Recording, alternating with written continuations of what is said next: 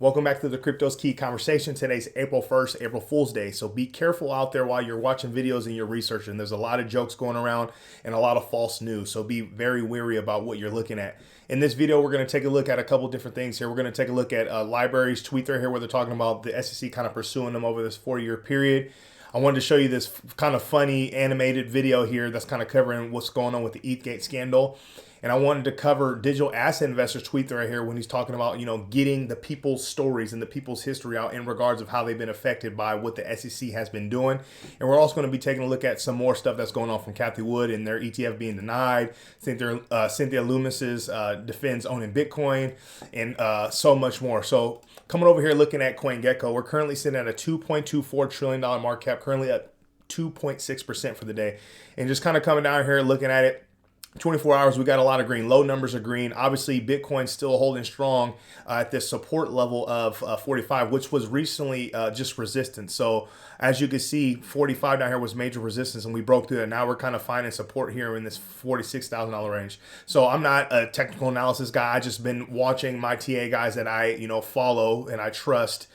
Based on their judgment and their TA skills, that, obviously breaking the 45 was a big deal, and holding above it is even more crucial, finding it as support, kind of flipping that resistance as support. So that's some positives that we're seeing. So if we come back over here, we can see that, there is a lot of positives within the market right now. Obviously, Ethereum sitting at 3,442, Tether, Binance Coin sitting at 445, Solana 136, XRP sitting at 82 cents, Terra 106, Cardano's $1.17, Avalanche $96, and so on. Coming over here to the Bitcoin Fear and Greed Index, we're currently right in the middle, smack dab in the middle in that neutral range. So just yesterday we were at 52, now we're down 2 points. So obviously, we're doing a little bit of cooling off right now, kind of shaking some more people out. If that's the case, obviously, when it comes to market sentiment, there has been a lot of negative news, a lot of negative narratives that's been affecting the markets. But to see us in this neutral range and not in the extreme fear range where we've been living at lately is pretty positive.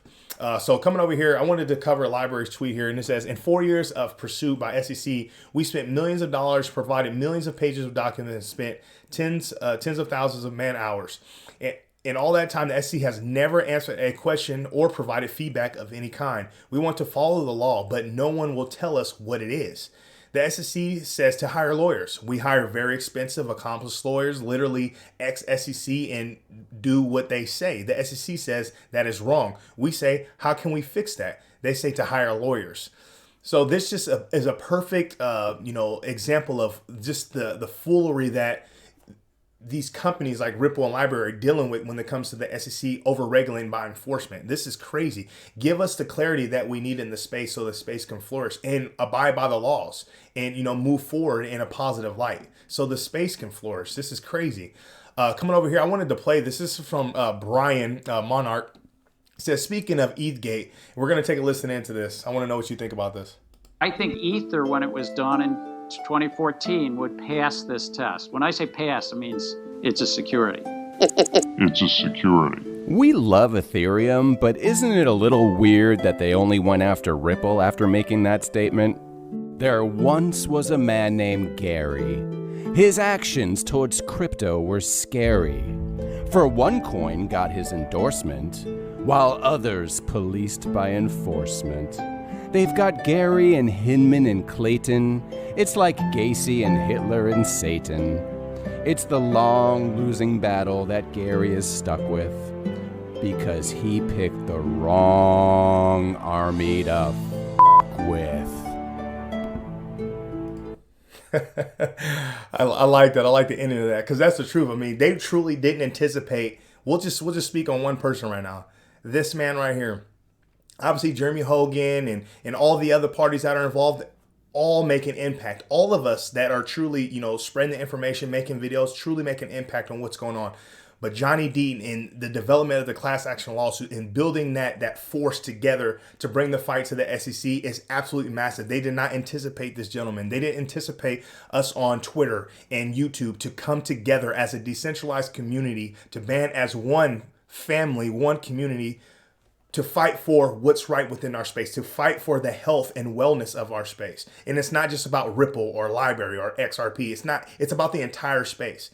So I think that's it's extremely massive and extremely powerful. And they did not expect this, gentlemen. They did not expect us. So that's huge. We got to continue to bring the fight to them. Coming over here, Johnny Deaton has this tweet here. He says, theory, hashtag XRP, a sacrificial lamb. Then former CFTC chairman Gensler said there was not regulatory clarity in the digital asset markets. And, quote, for Ripple, there needs to be clarity in the market. So let's listen into, I just kind of played this last part here. Take a listen in. Compliance is about anti-fraud and insider trading rules. So, but I think it's more like, let's look forward, and there's 1,000+ horses running on the field that got out of the barn. We've got to kind of bring them into compliance. And even for Ripple and Ether, or maybe it's, EOS or NEO or something, but for the big market cap ones, there needs.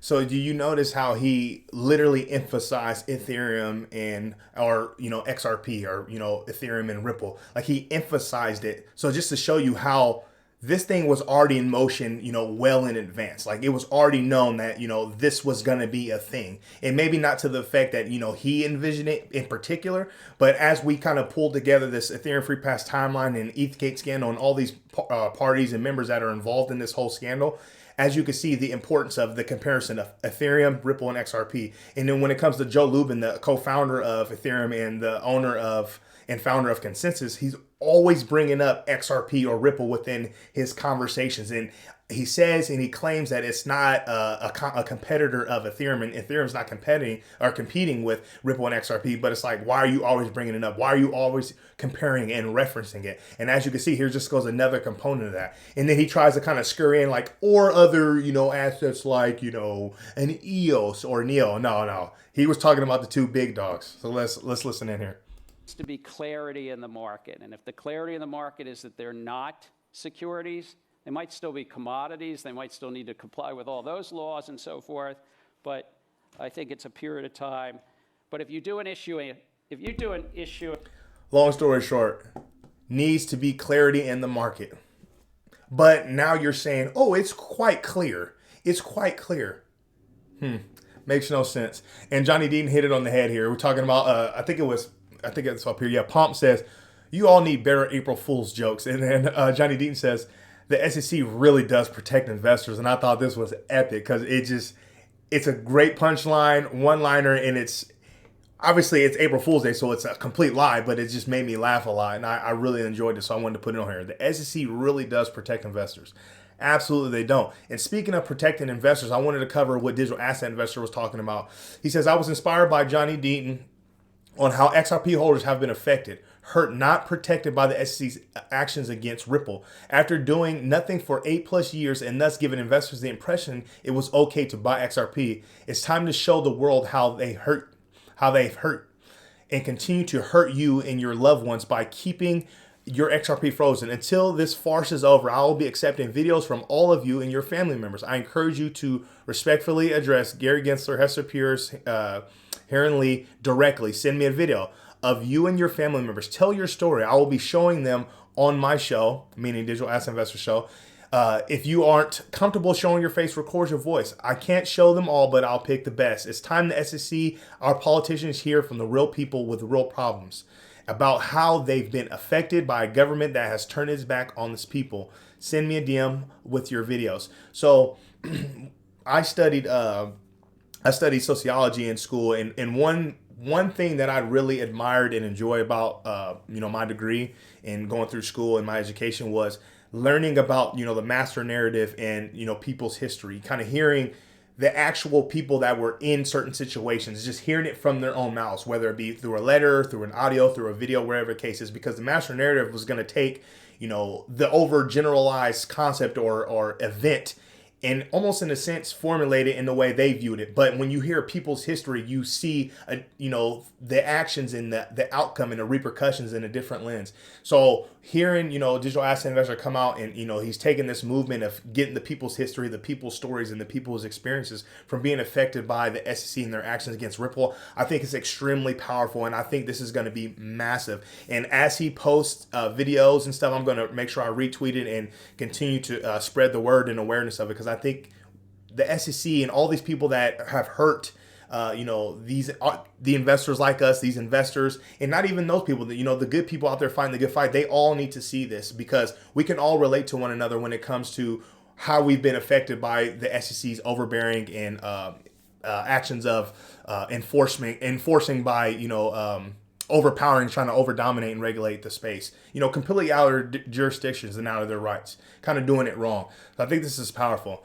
So continuing on here, this is from Decrypt. It says, SEC denies Bitcoin ETF from Kathy Wood's ARK Invest. The SEC has denied an application. So come down here.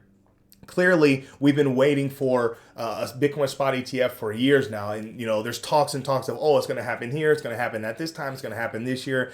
It's just constantly been prolonged. And I think it was, I forgot what senator, we talked about it yesterday. I forgot who it was, but they were talking about, I'm surprised that no one's had brought a lawsuit against them. So hopefully Grayscale does, or one of these, major institutions or companies does kind of bring out a lawsuit against the SEC, because it's like, why haven't we not done this? This is crazy. We've been waiting for years. Let's get this thing right. Let's get it going. Coming over here, Senator Cynthia Loomis defends owning Bitcoin as a policymaker. So it says, in brief, Cynthia Loomis is getting ready to introduce the Responsible Financial Innovation Act, which would impact how crypto is taxed. She told Meet the Press reports that from a policymaking perspective, owning Bitcoin is no different than owning cattle. There she is. All right. And the last one I wanted to touch on here, and we can get out of here, it says, investment bank Citi is bullish on the metaverse, predicts 13 trillion economy. So in brief, investment bank Citi said in Thursday report that the metaverse economy could reach 13 trillion by 2030, but it will take time, and computational efficiency would need to improve massively, says the big bank. So clearly we know that, as time goes on, the innovation within the space, the adoption of the space in general is going to be massive. So I definitely don't have any doubts. Metaverse, NFT, crypto gaming in general, NFT sector has been the talk of the town, has hit the mainstream super hard. So people are extremely excited about it. Now you have these major corporations, major businesses and institutions that's truly been buying in to the metaverse play and kind of getting their trademarks filed and trying to get all those things going. So I'm not going to be surprised, and I'm not surprised that this prediction is a thing. I think this is early. And by 2030, who knows? We may even hit that by, before then. So as, technology advances, as the space advances and adoption advances, this space in general, this specific sector within the crypto space, is going to be absolutely massive. But with all that being said, protect yourself out there. Stay strong. Be safe.